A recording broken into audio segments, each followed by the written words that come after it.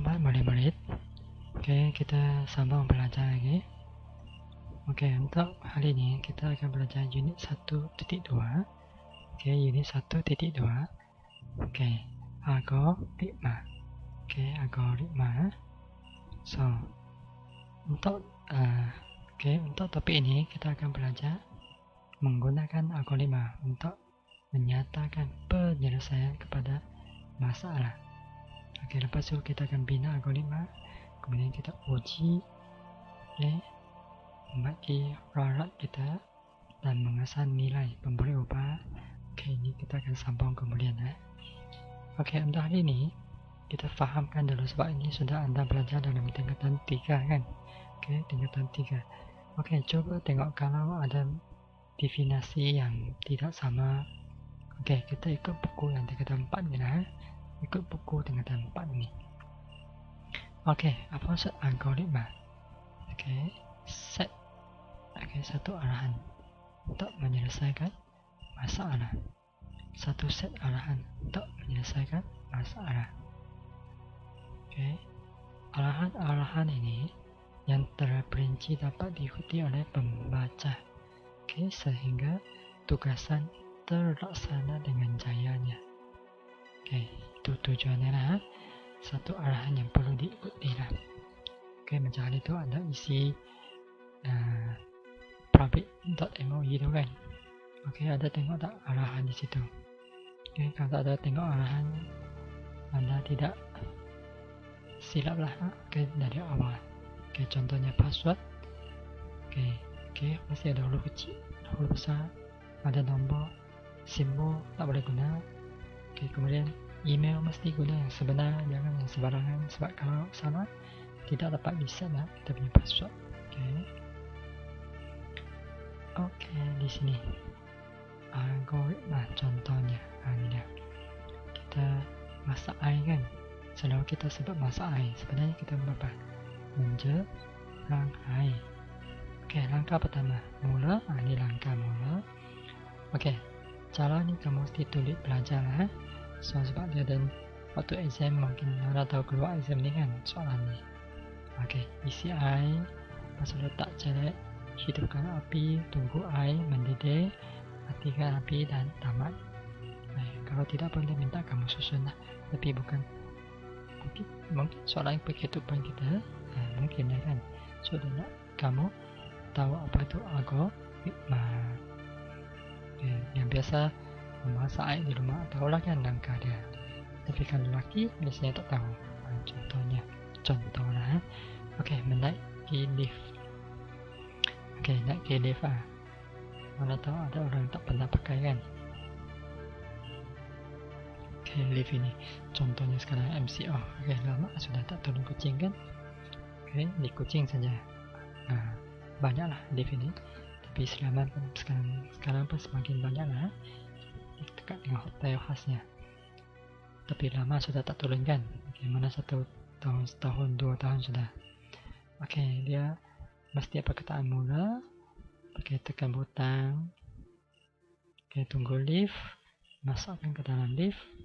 Oke, ini buka kan. Oke, lepas tunggu lift, masuk ke dalam lift dan tekan nombor alas yang kita nak.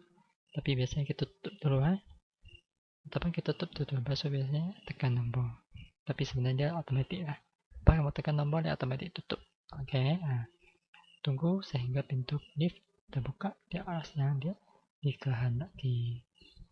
Oke, keluar lift. Tamat. Oke, ini maksudnya algoritma. Ini yang selalu Anda beli ya. Suka kan beli air ni. Oke, mula. Masukkan wang yang secukupnya. Kalau keluar exam, jangan salah. Nampak senang kan? Masukkan wang yang secukupnya. Oke, tekan butang. Ambil air. Betul kah langkah ni? Biasanya kita akan cari dulu kan. Boleh letak sini lah. Kita cari dulu air apa kita nak. Oke, ada stok atau tidak. Kalau ada, baru kita keluarkan duit lah kan. Lepas tu tekan air minuman yang kita pilih. Oke, boleh ubah sesuaikan dia. Asalkan logik. Oke, so ini adalah maksudnya algoritma. Langkah demi langkah. Oke, di sini contohnya. Ada tak maklumat tambahan? Oke, cukup jelas kah tidak? Kalau tidak cukup jelas, kita tengok mana dia tadi. Nah, arahan kedua, masukkan uang siling atau uang kertas. Nah, ini lebih jelas kan? Perhatikan baki ada tak uang baki. Jika baki masih belum mencapai sifat, masukkan baki uang yang dikehendaki. Ini yang lebih detail lah. Oke, yang lebih detail. Oke, so ini dah ciri-ciri. Oke, ini salin ya. Ini ciri-ciri algoritma. Oke, putaran mesti jelas. Oke, boleh dilaksanakan. Jangan bagi orang yang arahan yang tak boleh dilaksanakan lah. Oke, mempunyai batasan. Walaupun sejelas macam mana pun dia ada batasan dia lah. Ada limitnya. Oke, so 3 ciri ini putaran mesti jelas, boleh dilaksanakan, dan mempunyai batasan. Oke, ini adalah ciri-ciri dia tadi. Oke, penggunaan algoritma untuk menyelesaikan masalah. Oke, macam mana kita nak gunakan ni?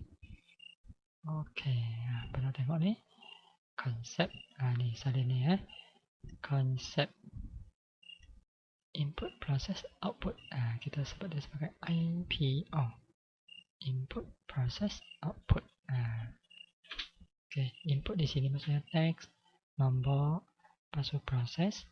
Oke, kemudian ada laporan, jadual, pembentangan. Ini ya. Ini maksudnya IPO, ataupun kita panggil saya model IPO. Oke, model IPO. Oke, ini perlu Anda belajar. Oke, belajar. Macam mana kita dapat ni? Sebab selalu exam ada keluar ni. Oke, kita tengok contoh 1. Adam mengambil gambar keluarganya dan menghantar gambar tersebut kepada tetap. Oke, dengan menggunakan telefon pintar. Oke, sekarang kita nak buat IPO ya. Oke, so boleh ringkaskan masalah ni. Ambil gambar lepas hantar menggunakan nombor telefon kan. So, apa IPO dia? Oke, so IPO ambil gambar, proses maksudnya hantar menggunakan perkakasan hardware dan pelisian. Oke, apa pelisian kamu guna? Contoh WhatsApp kan, ataupun Facebook. Perkakasan, contohnya handphone ataupun komputer, ataupun gambar yang terima oleh laptop. Oke, mungkin boleh salin satu contoh ini lah sebagai lebih ringkas, lebih senang anda faham. Oke, so ini maksudnya ni mesti tahulah algoritma salah satu di sini ya IPO. Ini format dia lah, format IPO. Oke. Satu lagi contoh di sini. Contoh kedua. Sebuah pelisian ringkas meminta pengguna memasukkan tahun kelahiran dia. Pelisian kemudian menentukan memaparkan umur. Dia masukkan tahun kelahiran, masuk paparkan umur dia. Tahun kelahiran input. Oke, proses ya. Baca. Baca input dia. Pasal tahun kelahiran. Kemudian proses dapatkan tahun semasa. Oke, daripada komputer lah tahun semasa. Maksudnya tahunnya kan sekarang 2021. Oke, lepas tu umurnya tahun semasa tolak dengan tahun kelahiran. So, dia dapatlah umur dia kan. Ini ialah IPO dia lah. Oke, IPO. Oke, di sini ini adalah algoritma IPO, model IPO. Satu lagi dalam sini. Oke, Anda salin ini perwakilan algoritma. Oke, di sini ada dua format perwakilan algoritma. Satu ialah pseudocode. Anda pun sudah belajar di tingkatan 3. Pasal catat alia. Tingkatan 3 juga. Oke, kita tengok satu-satu lah. Oke, pseudocode. Pseudocode. Oke, dia bukan bahasa pengenalan. Ingat ini, bukan bahasa pengenalan pseudocode, tapi arahan dia hampir sama dengan algoritma. arahan ditulis dalam bahasa pertuturan. Oke, bahasa pertuturan kita biasa kan. Oke, contohnya di sini, ini langkah-langkahnya. Sama lah macam IPO, macam algoritma dia ada perkataan mula, lepas tu ada input, mungkin 1 input, 2 input, 3 input lah. Lepas tu proses, kemudian ada output dia lah. Ini langkah-langkah dia. Oke, kita tengok contoh. Ini lah. Ini contoh. Oke, tuliskan suatu kod untuk program ringkas yang meminta nama pengguna dan memaparkan hello. Oke, mula. Ini mesti mula. Oke, di sini tak perlu letak nama pun boleh lah. Kalau nak letak nama pun boleh. Oke, mula. Oke, apa input dia? Nama. Lepas tu apa dia apa? Hello dan nama.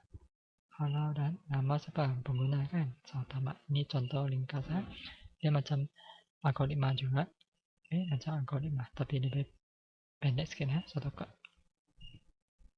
Oke, contoh kedua. Oke, contoh kedua. Ini contoh lah. Macam tadi kan.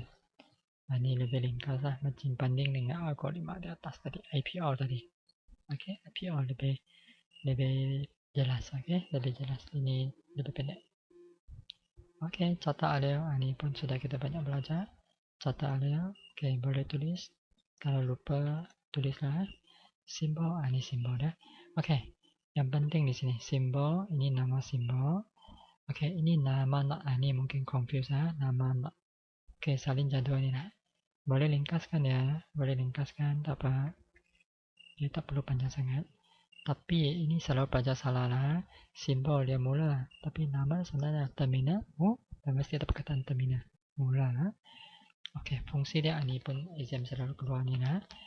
Untuk apa? Oke, untuk apa? Untuk mula kan. Untuk memulakan algoritma. Ini terminal tamat. Tamatkan algoritma. Oke, ini input dan output. Oke, apa fungsi dia? Proses. Oke, penghubung. Ini penghubung. Nanti cikgu terangkan macam mana penghubung. Oke, ini syarat dia. Oke, untuk apa? Oke, syarat. Lepas tu, ini catat aleo. Aleo aktiviti dia. Mesti ada anak panah. Oke. So, itu sahaja. Kita sambung lah pembelajaran kita. Untuk seterusnya lah. Oke, pembelajaran kita agak panjang juga. Oke.